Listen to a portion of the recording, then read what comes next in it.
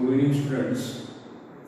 In last lecture we discussed about the linear SHM is a projection of a UCM along any diameter. हे article आपण मागच्या lecture मध्ये discuss केलेलं आहे.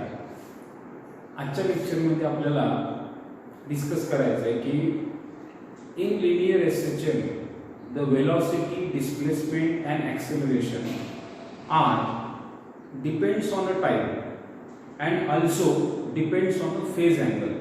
आपण सुरुवातीलाच पाहिलेलं आहे की SHM मध्ये डिस्प्लेसमेंट, वेलोसिटी आणि ॲक्सेलरेशन हे साइन आणि कोसाइनचं फंक्शन असतं. त्यामुळे आपण त्याला हार्मोनिक मोशन देखील म्हणतो. आजच्या लेक्चर मध्ये आपल्याला काय बघायचं आहे की डिस्प्लेसमेंट, वेलोसिटी आणि ॲक्सेलरेशन हे जे आहे हे टाइम आणि फेज अँगल यानुसार व्हॅरी होत असतात, चेंज होत असतात. तर आपण त्याचं ग्राफिकल रिप्रेझेंटेशन बघणार आहोत. म्हणजे काय, suppose any particle performing a linear SHM, कुठलाही पार्टिकल लिनियर एसएचएम परफॉर्म करत असेल, then that particle has a displacement, velocity and acceleration, and because of oscillating motion these physical quantities are variable, that means changes with a time and phase angle. phase angle नुसार आणि time नुसार त्या बदलत असतात. तर आपण त्याच्यामध्ये साधं एक्झाम्पल जर बघितलं तर आपण बघितलं एसएचएम मध्ये आपण एम्प्लिट्यूड कॉन्सेप्ट कन्सिडर करतो. What is the amplitude? Amplitude is nothing but the maximum displacement from its main position. आणि आपण ते म्हणजे एम्प्लिट्यूड ही एक प्रकारची डिस्प्लेसमेंट आहे, पण ती सर्वात जास्त डिस्प्लेसमेंट आहे, मॅक्सिमम डिस्प्लेसमेंट आहे.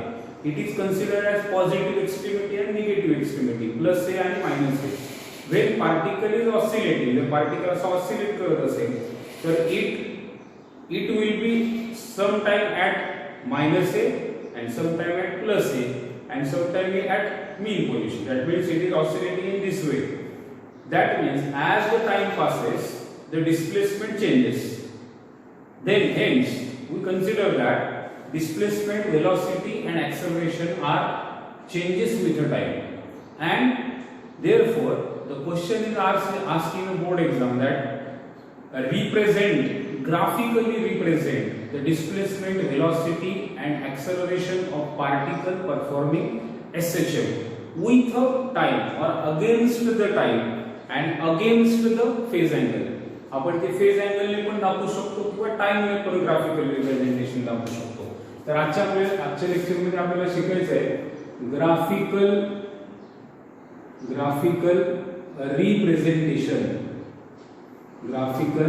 Representation of displacement, velocity and acceleration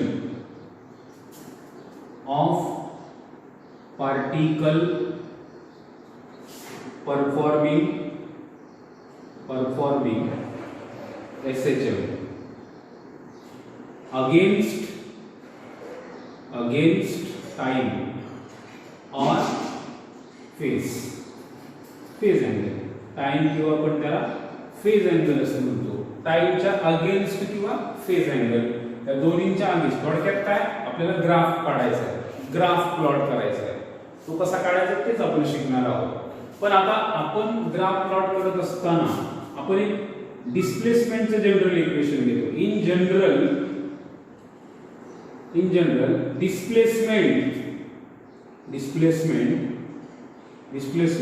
of particle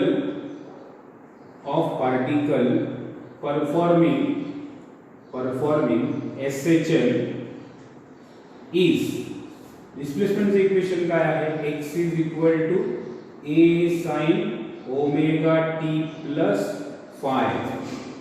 हे एक जनरल इक्वेशन आहे. आणि आता आपण इथं दोन कंडिशन कन्सिडर करणार आहोत. पहिली condition, when particle starts from mean position. याचा अर्थ पार्टिकल मीन पोझिशन पासून स्टार्ट करत असेल तर मग त्यासाठीचं इक्वेशन काय आहे ते आपण बघणार आहोत. म्हणजे पहिली कंडिशन आपण कन्सिडर करणार आहोत.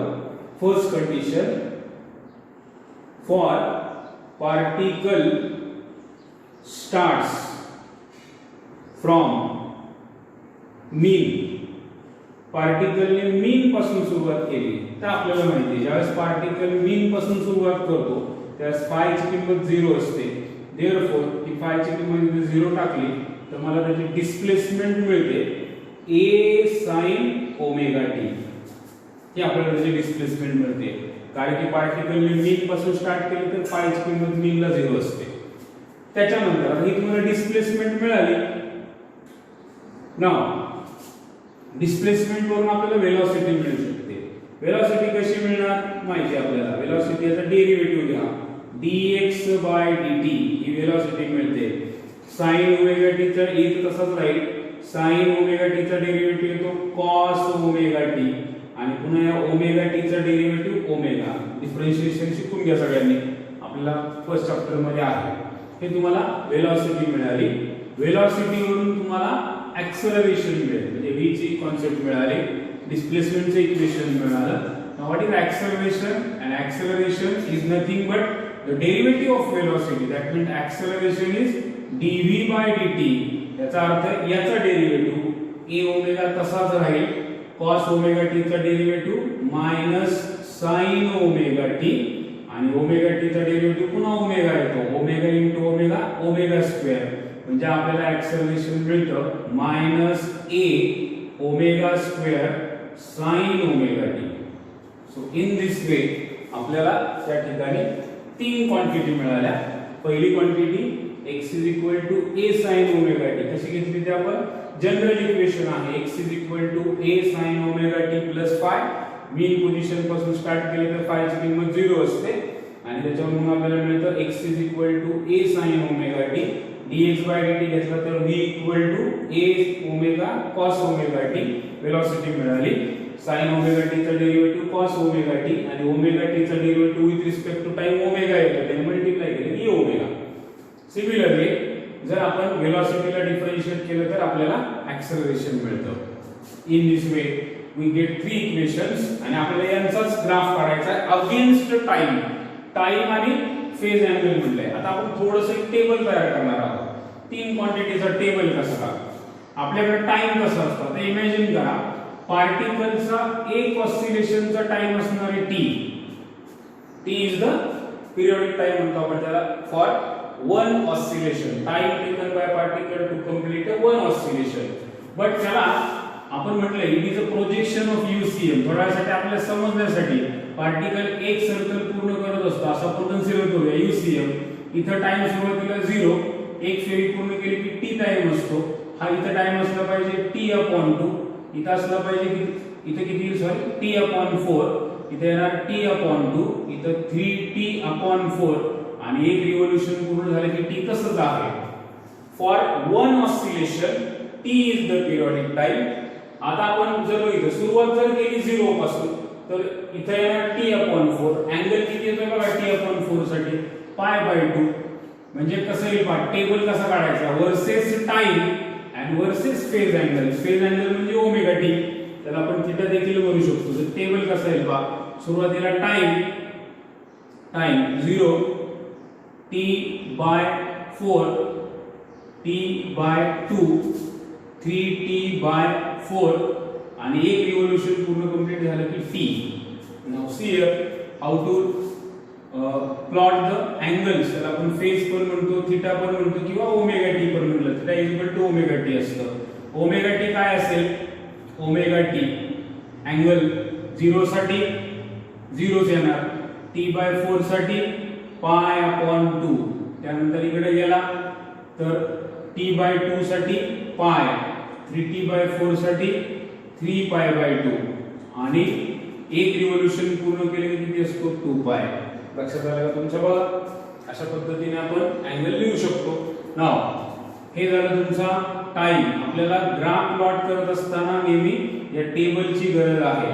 परत एकदा तुम्ही व्यवस्थित जर पॉज करून बघितलं तर तुमच्या लक्षात येईल टेबल मी कसा ड्रॉ केलेला आहे.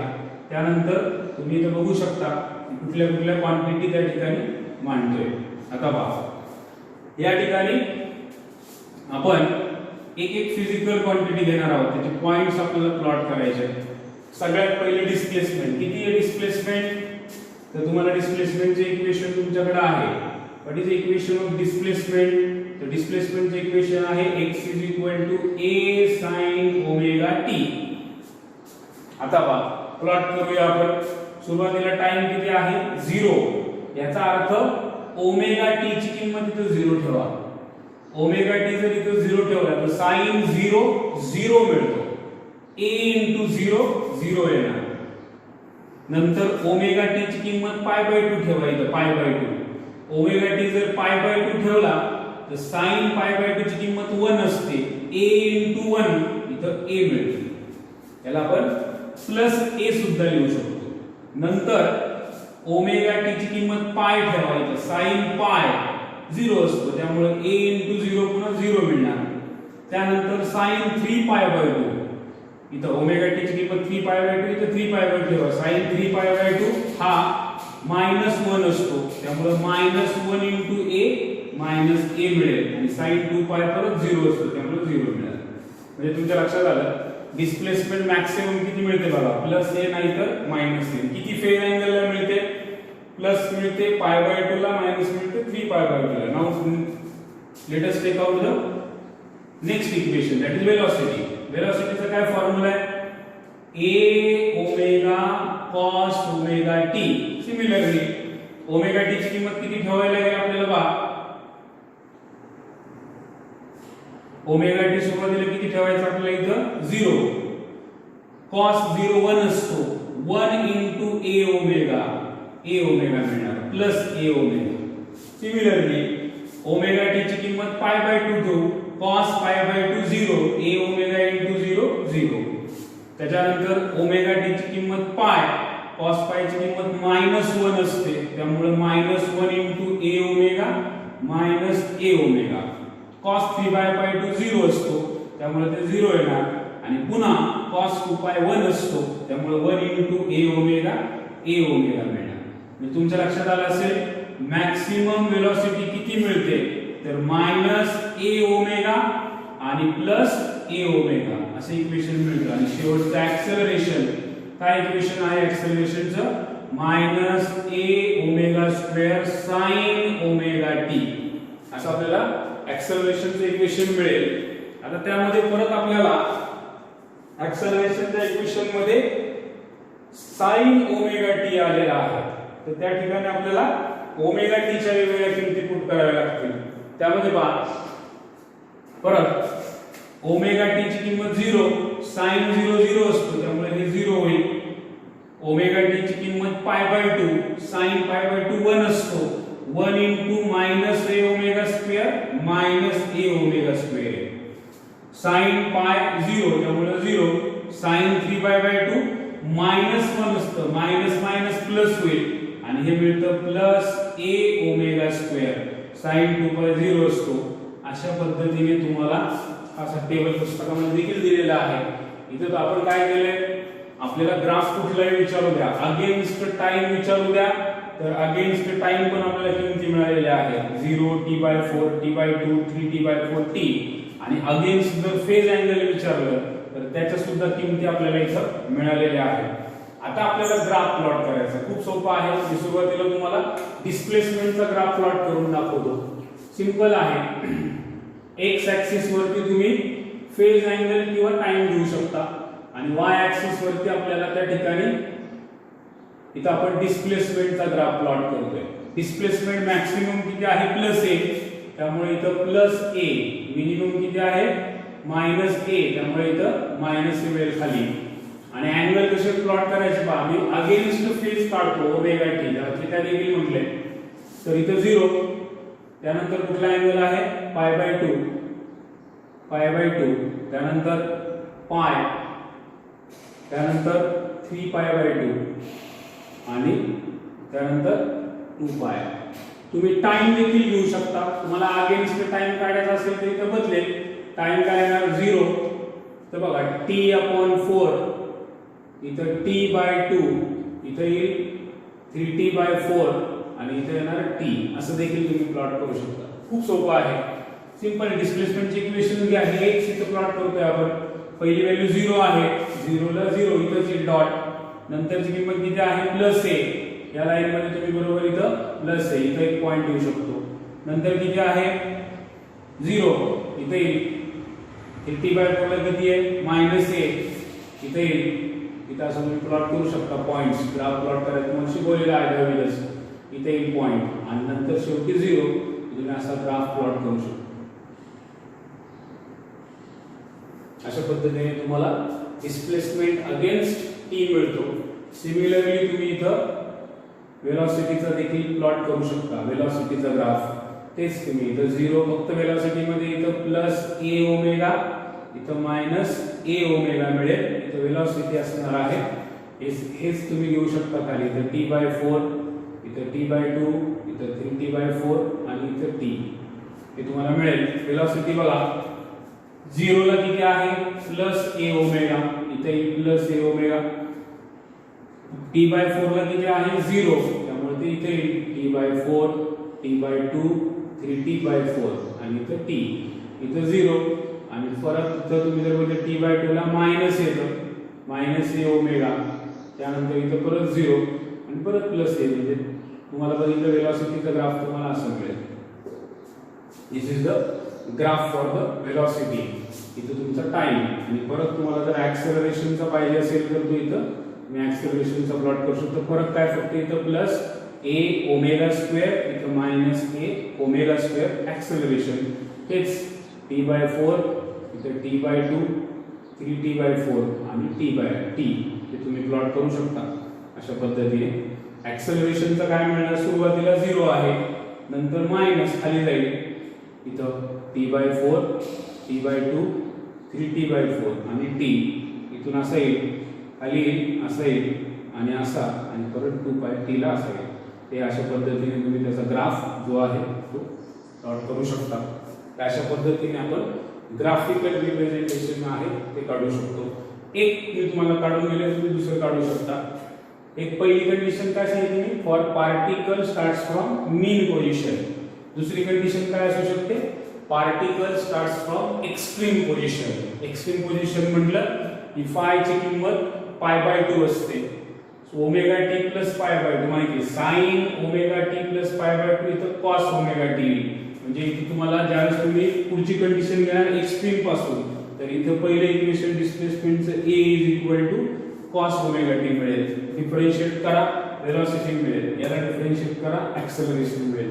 आणि सेम तुम्ही असं टेबल तयार करून तुम्ही स्वतः प्रॅक्टिस करू शकता. तुम्ही जोपर्यंत स्वतः प्रॅक्टिस करणार नाही तोपर्यंत तुम्हाला हा ग्राफ मिळणार नाही. ग्राफ पेपरवरती ड्रॉ करून बघा प्रॅक्टिस होईल. परीक्षेला हा 3 मार्क्ससाठी प्रश्न विचारला जातो. Draw the graphical representation of displacement velocity and acceleration against time और फेज अँगल. दोन्ही पण मी तुम्हाला यामध्ये काढून दाखवलेलं आहे. तर बाकीचं आपण पुढच्या व्हिडिओमध्ये बघू. थँक्यू.